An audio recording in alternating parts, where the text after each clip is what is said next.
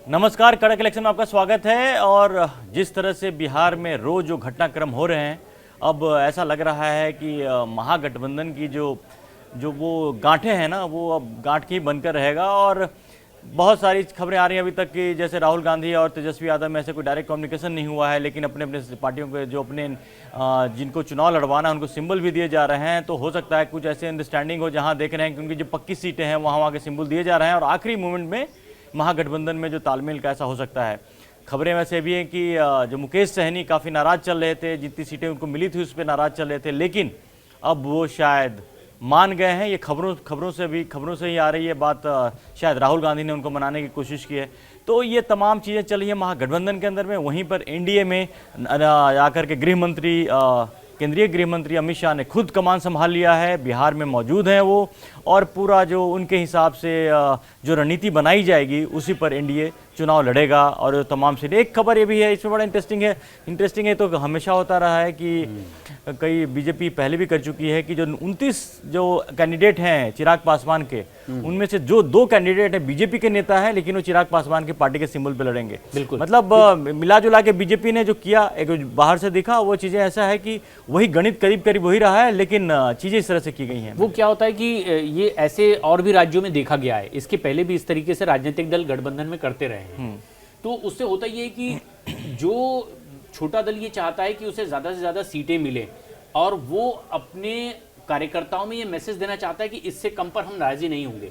और वो जब वो अपने बड़े दल से, सहयोगी दल से अपनी बात रखता है, तो वे कहते हैं कि अगर आपकी बात समाज के बीच में, आपके कार्यकर्ताओं के बीच में सही रहे, मानी जाए, इसके लिए एक फॉर्मूला निकाला जाता है कि क्यों ना उन लोगों को टिकट दे दी जाए जो बीजेपी से वहां चुनाव लड़ने वाले थे। और इसी के तहत इस तरह के उम्मीदवार एलजेपी की टिकट पर इस बार चुनाव लड़े। और ऐसा दूसरे राज्यों में भी देखने को मिला। महाराष्ट्र में चाइना एएनसी जो है वो बीजेपी की प्रवक्ता रही हैं, काफी प्रमुख फेस रही हैं वहां पर। बिल्कुल, और राष्ट्रीय चैनलों पर बीजेपी के स्पोक्स पर्सन के तौर पर जानी थी। लेकिन चुनाव का फॉर्म भरना था, उससे ठीक पहले उनको शिवसेना की सदस्यता दिलवाई गई, क्योंकि उन्हें चुनाव लड़वाना था उस क्षेत्र से। तो ये एक तो फॉर्मूला होता ही है, क्योंकि वो सीट दरअसल अगर बंटवारे में किसी सहयोगी को चली गई, लेकिन वो रहे एनडीए के पाले में ही, इसलिए ये समीकरण ये दोनों इससे होगा कि जो लोकल स्थानीय लेवल पे जिस किसी तरह का संतोष भी नहीं रहेगा। मतलब वही होगा कि सांप भी मर जाए लाठी भी ना टूटे, इस तरह का अरेंजमेंट हुआ है। दलों के कार्यकर्ता खुश रहे कि उनको लगेगा कि हमारी पार्टी का सिंबल यहाँ से जीता, लगेगा कि ये हमारा ये तो चलिए, एनडीए ने अपनी जो प्रॉब्लम्स आई उसको इस तरह से सुलझाया। और ये भी देखने में आया कि जिस तरह चिराग पासवान को इंपॉर्टेंस जो दिया गया है, मतलब एक तरह से बड़ा क्लियर हो गया है कि इंडिया के अंदर में बिहार में बीजेपी और जेडीयू के बाद जो सबसे बड़ा कद है चिराग पासवान का है। और इस चुनाव में भी साफ साफ दिखा कि जो सीटें, अगर जो खबरें आ रही थी कि उनको 20 से 25 सीटें मिलेंगी, वहां पर उनको 29 सीटें मिली और उनको प्रमुखता दी गई। इस तरह से दी गई कि जो पहले मांझी और उपेंद्र कुशवाहा जो नाराज नहीं चल रहे थे, बाद में इसकी वजह से नाराज हुए, क्योंकि कुछ सीटें ऐसी थी जो उनको मिलनी थी और वो चिराग पासवान को। नाराजगी की वजह ये हो गई कि चिराग को इतनी सीटें मिल गई है, तो वो ज्यादा दुख देने वाली बात उन्हें महसूस हुई है।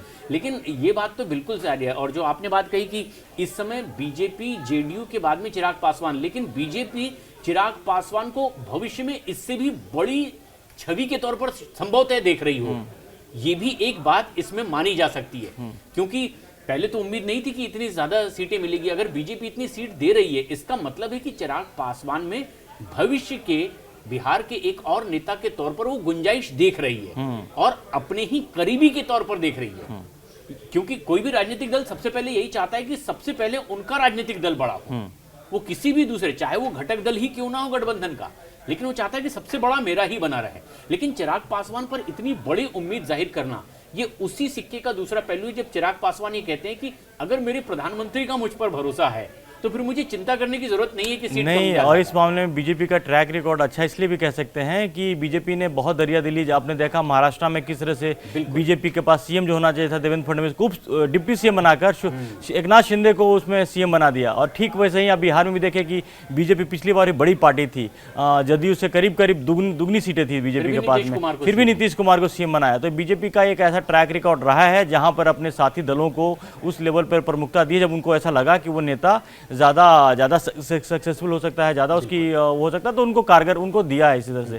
तो इसी तरह से चिराग पासवान को आपने सही बोला कि चिराग पासवान को एक अच्छे नेता के तौर पर, एक भावी बिहार के भावी नेता के तौर पर भी उनको किया जा रहा है, और बीजेपी ने उनको इस तरह से प्रमुखता दी है। भले ही मांझी कुछ समय के लिए मांझी नाराज हो गए या फिर उपेंद्र कुशवाहा नाराज हो गए, लेकिन बीजेपी ने वो बात की है। क्योंकि वो क्या हो रहा है कि बीजेपी राष्ट्रीय स्तर पर तो बड़ी पार्टी, लेकिन कई ऐसे प्रदेश जहां पर वो प्रमुख पार्टी नहीं है, सबसे बड़ी पार्टी वो वैसे नहीं है, तो वो भी ये देखती है कि आखिर कौन से ऐसे और घटक दल हैं जिसके साथ भविष्य में लंबे समय तक के मजबूती हमें भी मिल सकती है। तो संभवतः चिराग पासवान एक ऐसी तस्वीर है जिसमें बीजेपी उम्मीद देखती है, क्योंकि अभी तक के चिराग पासवान ने बीजेपी के शीर्षस्थ नेताओं की किसी भी बात के खिलाफ जाकर के कोई रुख दिखाया हो, ऐसा बीजेपी ने देखा नहीं। ऐसा कोई मैसेज नहीं दिया है जिसमें उनका कहीं कोई ऐसा दिखे कि वो बीजेपी के खिलाफ जा रहे हैं, अपमानजनक भाषा का इस्तेमाल कर रहे हैं। उनकी भाषा को लेकर के तो बहुत लोग ये कहते रहे हैं कि जितने भी राजनीतिक दल हैं उसमें चिराग पासवान को जो इतनी सीटें मिली है उसमें सबसे बड़ी भूमिका उनकी संयमित भाषा का भी है।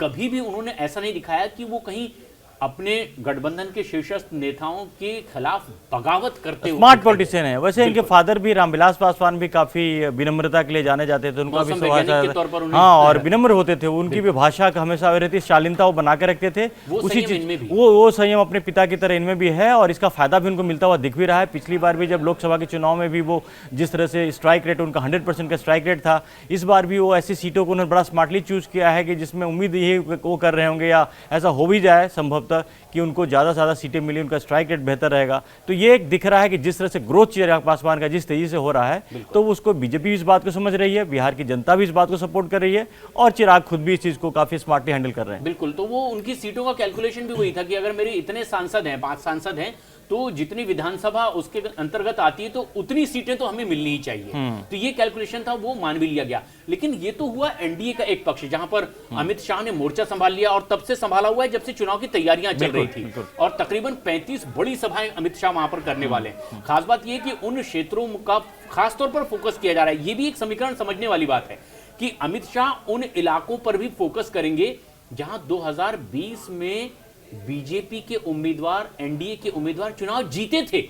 जीतने वाली सीट पर फोकस क्यों, ये एक बहुत अहम बिंदु है। देखिए, ऐसे ही अमित शाह को चाणक्य नहीं माना जाता राजनीति में भारत में इस समय, क्योंकि अमित शाह ये समझते हैं कि एंटी इनकम्बेंसी एक बहुत बड़ी बड़ा चीज फैक्टर होती है। जीती हुई सीट है, उसको तो आपको निकालना ही पड़ेगा, उसको नहीं छोड़ सकते आप। ये इसकी दुविधा वहां आ सकती है जहां वो पिछला चुनाव जीते थे। बिल्कुल। तो वो किसी भी कीमत पर वहां एंटी इनकम्बेंसी का फैक्टर हावी ना हो, चाहे प्रदेश में किसी भी तरह का माहौल बन रहा हो, लेकिन अगर जहां पिछले 5 सालों से उन्हीं की पार्टी का विधायक हो, उन्हीं के गठबंधन का हो, एंटी इनकम्बेंसी की गुंजाइश वहां ज्यादा होती है। इसलिए उन्होंने, यानी कितनी बारीकी से रणनीति बनाई जा रही है। अक्सर होता ही है कि जो सीटें हार गए हैं वहां पर फोकस किया जाए कि अब यहां पर हम ज्यादा, लेकिन ये भी एक पहलू हो सकता है।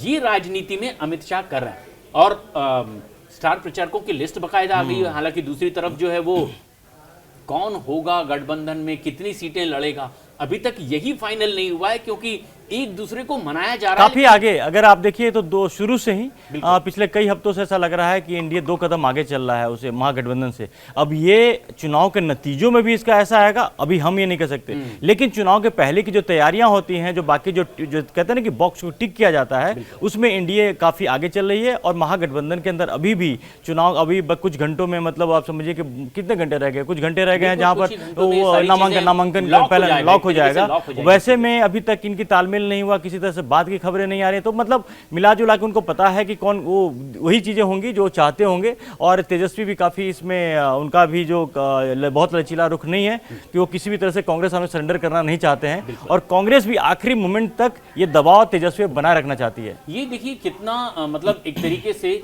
जो विपक्ष ने बिहार चुनाव लड़ने की रणनीति बनाई है, उसमें कितना लचीलापन है, कितना हिला हवाला चल रहा है काम।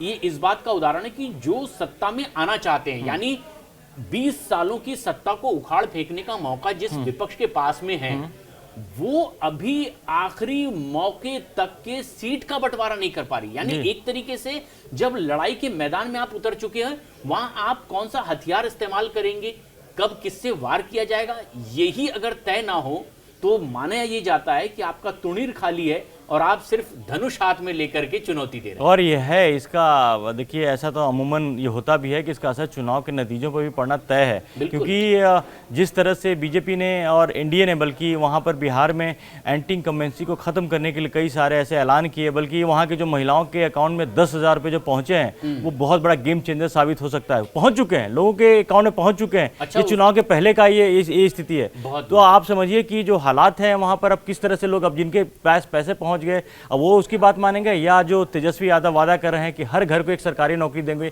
जिसका एक बड़ा इम्पॉसिबल चीज है, वो दे ही नहीं, पॉसिबल ही नहीं। सवाल ही खड़े हो गए। हाँ। उनकी घोषणा के साथ ही साइमल्टेनियसली वो सवाल खड़े हो गए कि कैसे पॉसिबल है कि जितने परिवार हैं, यानी 3 करोड़ परिवार बिहार में, तो 3 करोड़ नौकरियां, सरकारी नौकरियां, वो रोजगार की भी बात नहीं कह रहे हैं, वो सरकारी नौकरियों की बात कह रहे हैं। जबकि 5 लाख पद अगर खाली हैं तो उन्हीं के जो सहयोगी दल हैं इस समय, कांग्रेस, उनके प्रदेश अध्यक्ष राजेश, वो ये कह रहे हैं कि जितने पद खाली हैं उतनों को भरने की कोशिश की जाएगी।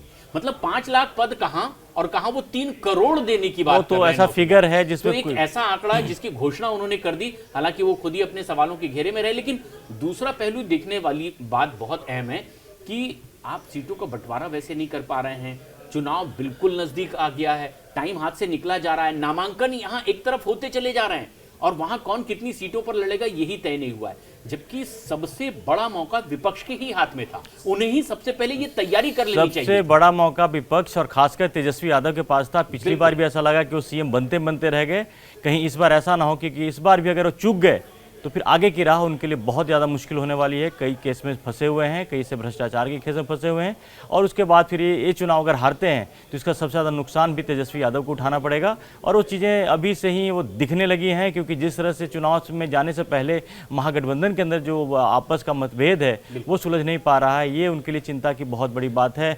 तो तमाम खबरों पर हमारी नज़र बनी रहेगी। अगर अभी तक आपने कड़क को सब्सक्राइब नहीं किया है तो जल्दी से सब्सक्राइब करें। फिलहाल के लिए धन्यवाद।